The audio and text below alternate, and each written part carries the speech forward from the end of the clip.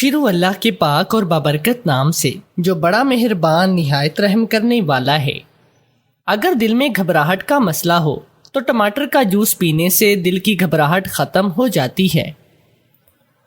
دودھ پینے کے بعد کھٹی چیزیں کھانے سے پیٹ میں درد کا مسئلہ ہو سکتا ہے۔ سونف کو جلا کر اس کی دھونی لینے سے زکام رک جاتا ہے۔ بالوں میں انڈے کی سفیدی لگانے سے بال لمبے ہوتے ہیں۔ زیادہ ٹھنڈی چیزیں کھانے سے گھٹنوں میں درد کا مسئلہ ہو سکتا ہے۔ جسم پر تیل لگا کر نہانے سے جلد نرم ہو جاتی ہے۔ کریلے کے رس میں شہد ملا کر پینے سے شوگر کی بیماری ختم ہوتی ہے۔ سبز الائچی چباتے رہنے سے دل کی بیماریاں نہیں ہوتی۔ سحری کے وقت ٹھنڈے پانی سے منہ دھونے سے چہرے کے دانے ختم ہو جاتے ہیں۔ کیلے کا چھلکا ماتھے پر رگڑنے سے بال مضبوط ہوتے ہیں۔ پودینے کے پتے چبانے سے دماغ تیز ہوتا ہے۔ پیاز کاٹنے سے پہلے جامن کا پتا چبانے سے آنکھوں میں آنسو نہیں آتے۔ تیل گرم کر کے دانتوں پر لگانے سے دانت کے درد میں آرام ملتا ہے۔ دودھ میں کھانے ڈال کر کھانے سے دماغ کو طاقت ملتی ہے۔ پودینہ کی چٹنی بنا کر کھانے سے چھاتیاں ڈھیلی نہیں پڑتی۔ کھٹی لسی پینے سے السر کی بیماری ختم ہوتی ہے۔ نہاتے وقت پانی میں نمک ڈال کر نہانے سے بغلوں سے پسینے کی بدبو نہیں آتی۔ ابلے ہوئے چاول کھانے سے منہ کے چھالے ختم ہو جاتے ہیں۔ کریلے کی سبزی کھانے سے موٹاپا ختم ہوتا ہے۔ ایلو ویرا کے پانی میں ٹوتھ پیسٹ ملا کر چہرے پر لگانے سے چہرے کی جھریاں ختم ہو جاتی ہیں۔ ماہواری کے درد کا مسئلہ ہو تو تل کا تیل پینے سے آرام ملتا ہے۔ ادرک والی چائے پینے سے پیریڈز کے درد میں آرام ملتا ہے۔ لال چقندر کھانے سے مردانہ طاقت میں اضافہ ہوتا ہے۔ انگور کے پانی میں شہد ملا کر پینے سے گردے کی پتھری ختم ہوتی ہے۔ پیاز پر مکھن لگا کر کھانے سے بڑا ہوا کولیسٹرول کم ہو جاتا ہے۔ سفید پیاز کا رس اور ناریل کا تیل ملا کر بالوں میں لگانے سے بال گرنا بند ہو جاتے ہیں۔ دیسی گھی گرم کر کے دودھ میں ڈال کر پینے سے ہڈیاں مضبوط ہوتی ہیں۔ آنکھوں میں سرما ڈال کر سونے سے برے خواب نہیں آتے۔ امرود مثانے کی کمزوری کو دور کرتا ہے۔ پیٹ کے کیڑے ختم کرتا ہے اور خونی بواسیر کے لیے آب حیات ہے۔ سونے کے بعد بھی سستی پڑی رہے یا آنکھوں میں نیند باقی ہو تو سمجھ جائیں دماغ کمزور ہے۔ نہار منہ نیم گرم پانی پینے سے دانت مضبوط ہوتے ہیں۔ سبز مرچ کچی کھاؤ، نظر تیز ہو جائے گی۔ لہسن کا رس نمک میں ڈال کر پینے سے پیٹ کا درد غائب ہو جاتا ہے۔ جس کا ماتھا بڑا ہو وہ خوش قسمت ہوتے ہیں۔ پانی کم پینے والے بندے کے گردے جلدی خراب ہو جاتے ہیں۔ چنے کی دال پیس کر اپنے چہرے پر لیپ کرو، دانے نہیں نکلیں گے۔ دانت میں درد ہو تو الائچی والی چائے پیو۔ نیم گرم پانی پینے والے لوگ ہمیشہ جوان نظر آتے ہیں۔ جو رات کو بار بار پیشاب آنے کا مسئلہ ہو تو روزانہ سیب کھایا کرو۔ ساگ یا پالک پکا کر کھانے سے رات کو بار بار پیشاب آنا بند ہو جاتا ہے۔ روٹی کھانے سے پہلے بسم اللہ، پکانے کے بعد کلمہ پڑھ کر ہاتھ دھونا۔ برتنوں کو الٹا کر کے رات کو رکھنا۔ اللہ کے لیے لوگوں کی سختی کو برداشت کرنا۔ صبح سویرے دیر تک سوئے رہنے سے پرہیز کرنا۔ نماز کے بعد نہ سونا۔ مکھی پانی پی رہی ہو تو اس کو کبھی نہ اڑائیں۔ جب اذان ہو رہی ہو تو خاموشی سے سنیں۔ ایسی باتیں جن سے اللہ سخت ناراض ہوتے ہیں۔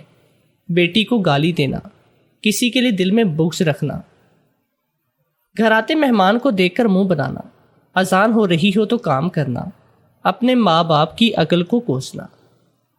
جب نماز ہو جائے تو اس کے بعد دعا نہیں مانگنا۔ کھانا کھانے کے دوران دسترخوان پر باتیں کرنا۔ پانی کو ہمیشہ کھڑے ہو کر پینا، اور وضو جب کر رہی ہوں تو غلط الفاظ ادا کرنا۔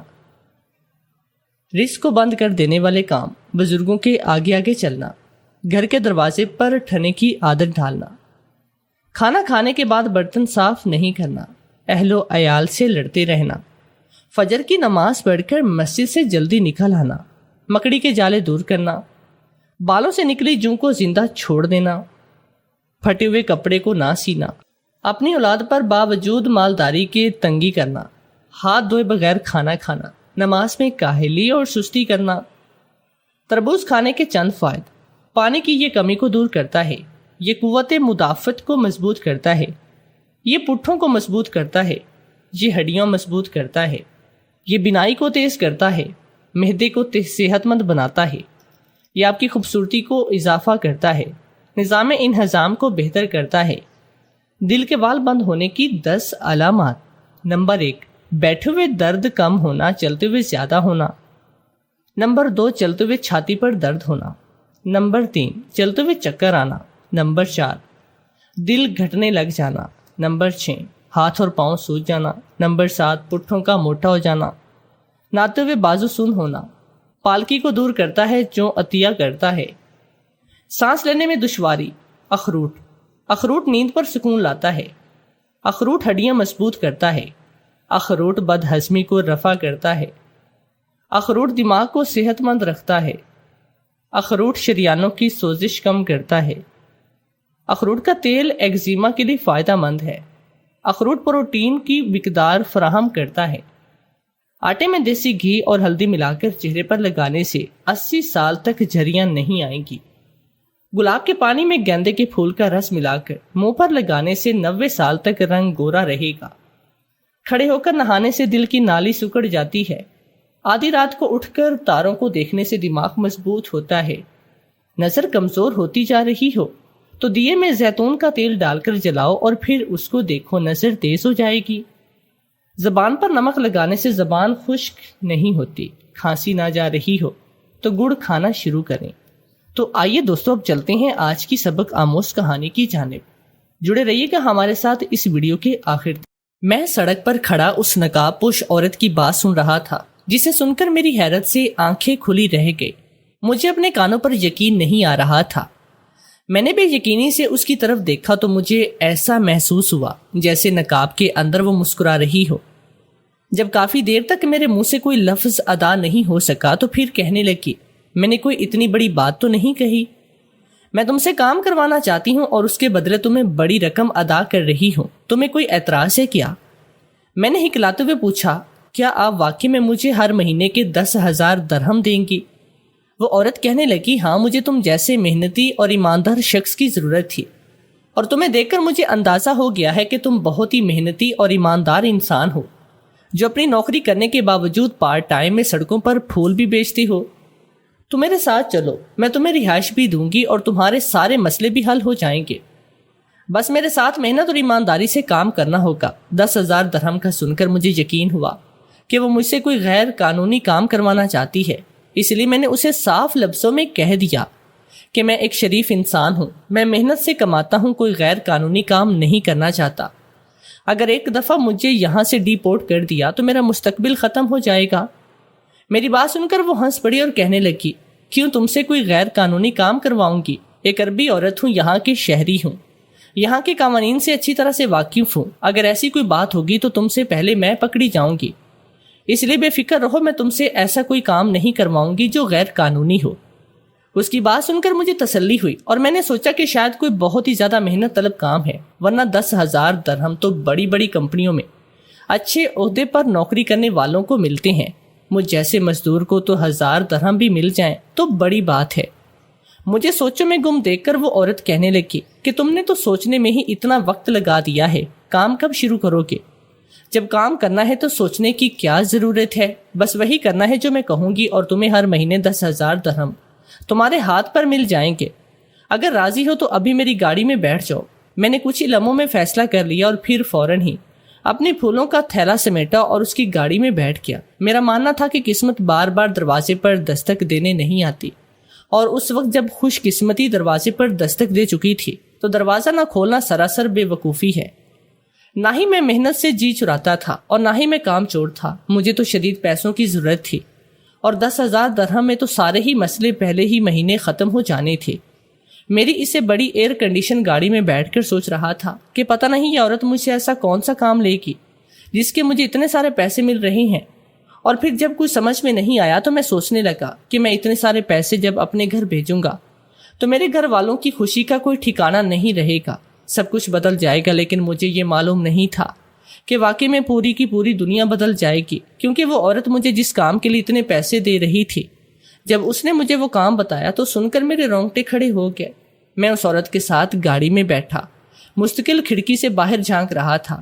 یہ آج سے کوئی ہفتہ پہلے کی بات ہے جب میں نے اس عورت کو پہلی بار دیکھا تھا۔ وہ مجھے آج بھی دن یاد تھا۔ اس دن گرمی بہت ہی زیادہ تھی اور خریدار نہ ہونے کے برابر تھے۔ دبئی کی گرمی تو ویسے بھی سارے ریکارڈ توڑ دیتی ہے۔ میں پارٹ ٹائم سڑک کنارے پھول بیچا کرتا اور ازانی فلاور شاپ کے قریب ہی گھومتا تھا تاکہ لوگ مجھ سے کچھ پھول خرید سکیں۔ شروع میں میرا کام بہت ہی اچھا خاصا چلتا، لیکن جب سے بڑے بڑے لوگوں نے پھول کا نام برانڈز کے نام سے شروع کیے تھے، تب سے میرا یہ کام بالکل ختم ہو گیا تھا۔ میں ایک کنسٹرکشن کمپنی کے لیے مزدوری کر رہا تھا اور اسی سے جو پیسے ملتے وہ اپنے گھر بھیجا کرتا، اور اس کے پیسے گھر بھیجنے کے بعد میرے پیسے اپنے لیے کچھ نہیں رہتا۔ میں قسمت سے مایوس ہو چکا تھا۔ کبھی کبھی محنت ابھی ہماری تقدیر نہیں بدلتی۔ پھولوں کے کام میں کوئی کمائی نہ ہونے کے برابر رہ گئی اور ذمہ داریاں مجھے کسی پر چین نہیں لینے دیتی۔ کبھی کبھی میں سوچتا تھا کہ واپس پاکستان لوٹ جاؤں، لیکن وہاں بھی میرے لیے کچھ نہیں رکھا، کیونکہ میری غیر موجودگی میں میری بیوی اپنے کسی عاشق کے ساتھ فرار ہو گئی تھی اور میری 3 سال کی بچی میری ماں کے پاس تھی۔ میری بڑی بہن کا رشتہ بھی میری بیوی کی اسی حرکت کی وجہ سے ٹوٹ گیا تھا۔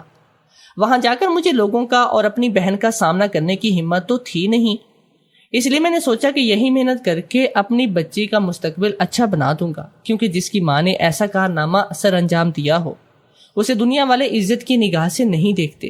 آج میری کمپنی سے چھٹی تھی، اس لیے آج میں صبح ہی پھول لے کر وہاں یہاں گھوم رہا تھا، اور پھر شام کے وقت ایک نقاب پوش عورت میرے قریب آئی۔ اس نے مسکرا کر مجھے سارے پھول خرید لیے۔ اچانک ہی میری اتنی زیادہ بکری ہو گئی کہ میرے پاس موجود پھولوں میں سے تقریباً آدھے پھول بک گئے اور میں بہت ہی خوش ہو گیا تھا۔ شاید اس عورت کو کسی بڑے فنکشن کے لیے پھول چاہیے تھے، تبھی اس نے ڈھیر سارے پھول خرید لیے تھے۔ میں خوشی سے اسے جاتے ہوئے دیکھ رہا تھا، لیکن یہ دیکھ کر میری آنکھیں حیرت سے کھلی کی کھلی رہ گئی۔ وہ تو ایک بہت ہی بڑے کالے رنگ کی گاڑی میں بیٹھی، جس کا دروازہ ایک ڈرائیور نے کھولا تھا۔ اتنی امیر عورت کو مجھ جیسے سڑک پر پھول بیچنے والے سے پھول خریدنے کی کیا ضرورت پیش آئی تھی؟ وہ چاہتی تو کسی بڑی دکان سے بھی پھول خرید سکتی تھی۔ جو بھی تھا، میں بہت خوش تھا، کیونکہ میری آج کی چھٹی خسارے میں نہیں گئی، بلکہ میں نے اتنا منافع کما لیا تھا کہ میرے 10 دن کے خرچے کے پیسے بآسانی نکل آئے۔ لیکن شاید مجھے خوشیاں راس نہیں آئی تھی، کیونکہ جب میں تھکا ہارا اپنے ہوٹل پہنچا، جہاں ایک ہی کمرے میں ہم 18 لوگ رہا کرتے تھے، جن میں کچھ پاکستانی کچھ بھارتی تھے، تو میرے ایک پاکستانی دوست نے بتایا کہ میرے گھر سے فون آیا تھا۔ دراصل میرا فون خراب ہو گیا تھا۔ میں نے گھر والوں کو اس لڑکے کا نمبر دیا تھا۔ عموماً ہمیشہ میں ہی گھر فون کیا کرتا۔ آج گھر فون آنے کا سن کر میں پریشان ہوا اور اپنے دوست سے پوچھا، سب خیریت تو ہے؟ لیکن اس نے کوئی جواب دینے کی بجائے مجھے میرے گھر کا نمبر ملا کر پکڑا دیا۔ دوسری طرف میری ماں کی روتی ہوئی آواز سنائی دی اور میری جان نکل گئی۔ میں گھر کا واحد کفیل تھا اور پتہ نہیں میرے پیچھے گھر میں کیا ہوا تھا، اور پھر میری ماں نے مجھے ایک ایسی خبر سنائی کہ میرا دل دہل گیا۔ میں پہلے ہی بہت ہی زیادہ پریشان تھا اور ماں کی بات نے تو میری سانس ہی روک دی تھی۔ میں نے اپنی ماں کو جھوٹی تسلی دی، جبکہ سچ تو یہ تھا کہ میں خود بھی اس خبر کو سننے کے بعد ٹوٹ گیا تھا۔ میں نے اماں سے کہا، پریشان نہ ہو، میں جلد سے جلد کوئی نہ کوئی بندوبست کر لوں گا اور پھر سب کچھ ٹھیک ہو جائے گا۔ اماں سے بات کر کے میں نے فون بند کیا۔ اپنے آنسوں پر قابو نہیں پا سکا۔ کمرے میں باقی موجود افراد، جن سے اب تک میری کافی حد تک وابستگی ہو گئی تھی، مجھے تسلی دینے لگے۔ مجھے جلد سے جلد ایک بڑی رقم پاکستان بھیجنی تھی، کیونکہ مجھے جیسے ایک مزدور کو، آدمی کو اتنے زیادہ پیسے کہاں سے ملتے۔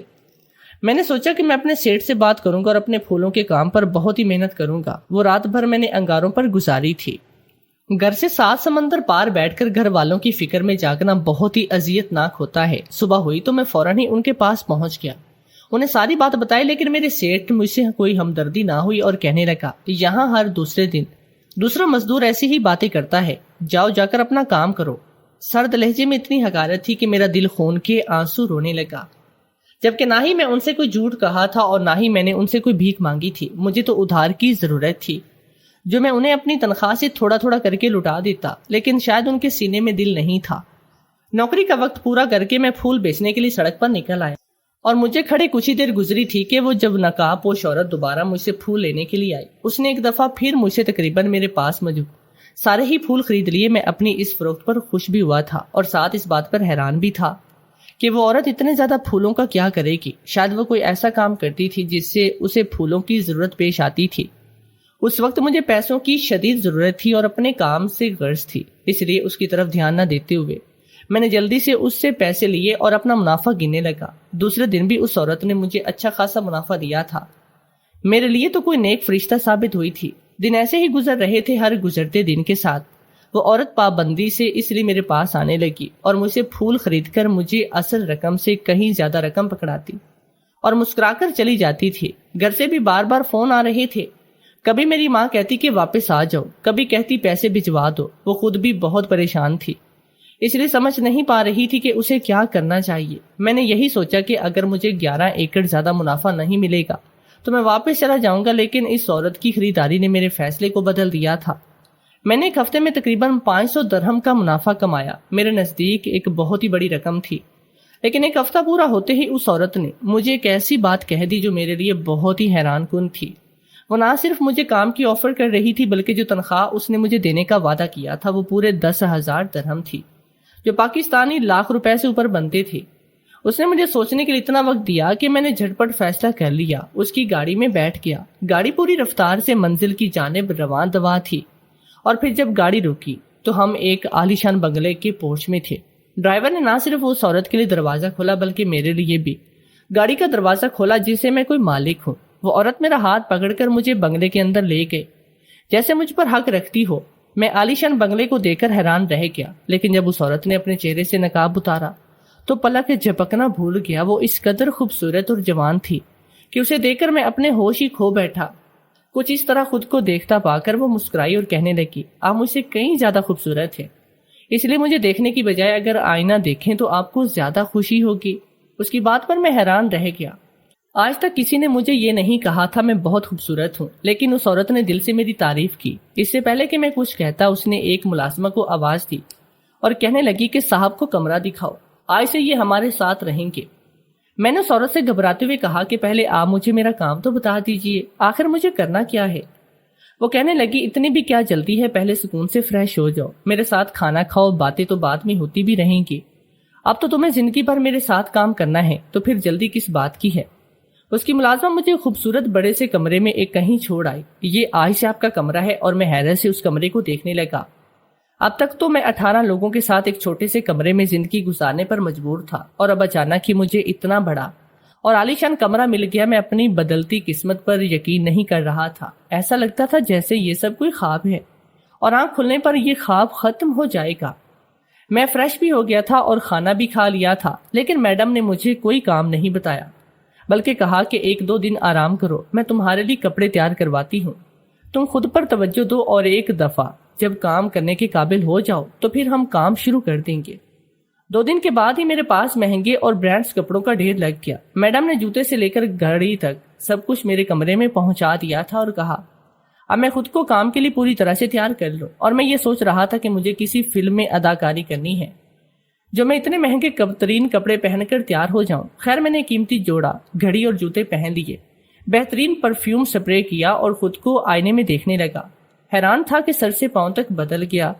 پیسہ انسان کو بہت خوبصورت بناتا ہے اور اس بات کا احساس مجھے آج ہوا تھا. تیار ہو کر میڈم کے سامنے پہنچا تو اس کے چہرے پر ایک عجیب سی مسکراہٹ آ گئی. وہ سر سے پاؤں تک مجھے چیختی نگاہوں سے دیکھنے لگی. میں بھی انہیں دیکھ رہا تھا کیونکہ وہ خود بھی بہت ہی زیادہ تیار کھڑی تھی جیسے کسی شادی میں جا رہی ہو. انہوں نے حسب معمول اپنے کپڑوں کا ہم رنگ نقاب لگایا اور کہنے لگی چلو تمہیں میرے ساتھ دعوت پر جانا ہے. دعوت کا سن کر میں حیران رہ گیا. میں تو اپنا کام پوچھنے کے لیے آیا تھا اور میڈم مجھے دعوت پر لے جانے کے لیے کھڑی تھی. کیا مجھے دعوت پہ کوئی کام کرنا تھا؟ میں سمجھ نہیں پا رہا تھا، لیکن میڈم سے بار بار پوچھ کر میں شرمندہ بھی نہیں ہونا چاہتا تھا کیونکہ وہ ہر بار یہی کہتی کہ اتنی بھی کیا چلتی ہے. میڈم مجھے لے کر ایک بڑے سے ہال میں پہنچ گئے جہاں بہت ساری عورتیں موجود تھی اور دعوت زور و شور سے جاری تھی. میڈم کے پہنچتے ہی وہاں ایک ہنگامہ سا ہو گیا اور ہر عورت میڈم سے باری باری ملنے لگی. میں میڈم کے پیچھے پیچھے چل رہا تھا اور میڈم مجھے سٹیج پر لے آئی اور وہاں کھڑا کر دیا اور خود بھی میرے ساتھ کھڑی ہوئی. جتنی بھی عورتیں وہاں موجود تھی وہ بھی تعظیماً کھڑی ہو گئے. میڈم شاید کوئی بڑی شخصیت تھی اور ہر کوئی ان کی عزت کر رہا تھا. کچھ عورتیں باری باری سٹیج پر آئی اور میڈم سے کان میں کوئی بات کہتی اور نیچے اتر جاتی. وہاں کیا چل رہا تھا مجھے کچھ خبر نہ تھی، میں بس خاموشی سے کھڑا اس منظر کا حصہ بنا ہوا تھا۔ میرے دل و دماغ اس وقت پاکستان میں اٹکا ہوا تھا، کیونکہ یہاں آنے سے پہلے میری ماں کا فون آیا تھا۔ انہوں نے مجھ سے پیسوں کا تقاضا کیا تھا، وہاں معاملات بگڑتے جا رہے تھے اور اماں کو پیسوں کی شدید ضرورت تھی۔ تقریباً 4 گھنٹے جاری رہنے والی اس دعوت میں نے کھڑے رہنے کے سوا اور کچھ بھی نہیں کیا اور میڈم کے ساتھ ہی واپس بنگلے پر لوٹ آیا۔ واپسی پر میں نے میڈم سے کہا کہ مجھے کام تو بتا دیجئے۔ میڈم کہنے لگی فی الحال تمہارا یہی کام ہے، میں ہر روز کسی نہ کسی دعوت پر جاتی ہوں، تمہیں میرے پیچھے پیچھے چلنا ہے اور کچھ نہیں۔ پورا مہینہ پورا ہو جائے گا تو میں تم سے ایک آخری کام لوں گی، اس کے بعد تمہاری تنخواہ تمہیں دوں گی۔ ہر مہینے تمہیں ایسا ہی کرنا ہے، سارا مہینہ میرے ساتھ دعوتوں میں شریک ہونا ہے اور اپنے چہرے پر ایک مسکراہٹ رکھنی ہے تاکہ دنیا کو پتا چلے کہ تم میرے لیے پوری خوشی اور ایمانداری سے کام کرتی ہو۔ اپنے کام کی نوعیت جان کر میں دنگ رہ گیا۔ صرف دعوتوں میں جانے اور لوگوں سے مسکرا کر پیش آنے کے لیے مجھے 10,000 درہم مل رہے تھے۔ یہ خطیر رقم تھی اور اس کام میں تو ایسی کوئی خاص محنت بھی نہ تھی۔ شاید میری قسمت کا دروازہ کھل گیا تھا، یا پھر میڈم نے مجھ پر مہربانی کر دی، یا پھر میری روتی اور سسکتی ماں کی دعائیں قبول ہوئی۔ ایک مہینہ پر لگا کر اڑ گیا۔ میں روزانہ اچھے کپڑے پہنتا، میں خوب تیار ہوتا، مہنگے سے مہنگے پرفیوم استعمال کرتا، میڈم کے ساتھ بڑی بڑی گاڑیوں میں گھومتا۔ میں کیسی شاہانہ زندگی گزار رہا تھا جو میں نے کبھی تصور بھی نہیں کی، اور سب سے بڑی بات تو یہ تھی کہ اس شاہانہ زندگی گزارنے کے مجھے 10,000 درہم بھی مل رہے تھے۔ میں ہر دعوت میں میڈم کے پیچھے پیچھے چلتا، عورتیں بھی مجھے مسکرا کر دیکھا کرتی اور آپس میں آہستہ آہستہ ایسے بات کرتی جیسے میرا ذکر کر رہی ہو۔ لیکن پھر میں یہ سوچتا کہ شاید یہ میری غلط فہمی ہے، بھلا وہ عورتیں میرے بارے میں کیوں بات کریں گی، اور وہ تو سب امیر اور عربی عورتیں تھیں۔ لیکن جب مہینے کا آخری دن آیا تو ہر بات پوری طرح سے کھل گئی، اور ان دعوتوں کا مطلب اور میری تیاری کا مقصد مجھے اچھی طرح سے پتہ چل گیا تو میرے ہوش اڑ گئے۔ پورا مہینہ ہونے پر میڈم نے مجھے بتایا کہ آج مہینے کے اس آخری دن ہے اور پھر مجھے میری تنخواہ مل جائے گی۔ یہ سن کر میں بہت ہی خوش ہوا، کیونکہ میں نے اماں سے پیسے بھیجنے کا وعدہ کیا، اور پھر جب میڈم نے مجھے کام بتایا تو جو اس آخری مہینے میں کرنا تھا، میرے پیروں تلے سے زمین نکل گئی۔ میں سوچ بھی نہیں سکتا تھا کہ میڈم مجھ سے یہاں اس مقصد کے لیے لائی تھی۔ میڈم کی بات سن کر میں نے صاف انکار کیا کہ میں ہرگز بھی یہ کام نہیں کر سکتا۔ میری بات سن کر میڈم کہنے لگی، سوچ لو تمہیں اپنی ماں کو پیسے بھیجنی ہے، تمہاری ماں کو کینسر ہے، تمہاری بیٹی کو کینسر ہے، اس کا علاج شروع ہونا ہے، آخر تم کب تک کمپنی میں کام کر کے پھول بیچ کر گزارا کرو گے؟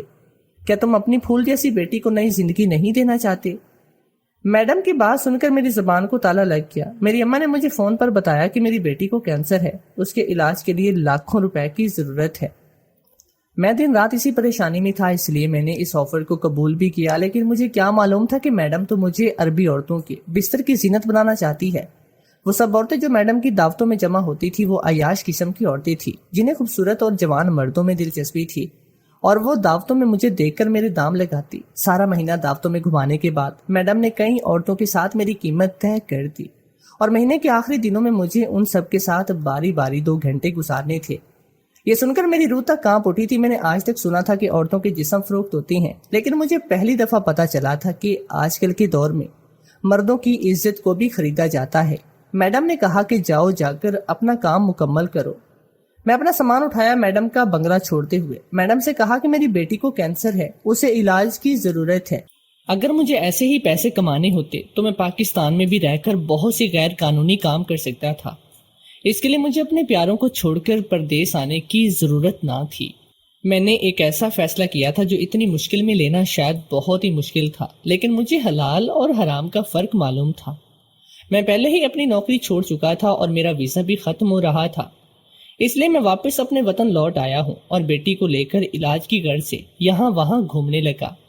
تبھی مجھے پتا چلا کہ ایسے بہت سے کینسر کے ہاسپٹل ہیں جو بچوں کا مفت علاج کرتے ہیں۔ آج میری بیٹی کا علاج شوکت خانم ہاسپٹل سے چل رہا ہے۔ میں نے حرام کا راستہ نہیں چنا، اس لیے خدا نے میرے لیے دوسری راہیں کھول دی۔ آج میں اس بات پر مطمئن ہوں کہ میں نے 10,000 درہم کے بدلے نہ ہی اپنا ضمیر بیچا اور نہ ہی اپنے ایمان کو فروخت کیا۔ میری بیٹی کی طبیعت اب کافی بہتر ہے، باقی آپ لوگوں کی دعاؤں کی ضرورت ہے۔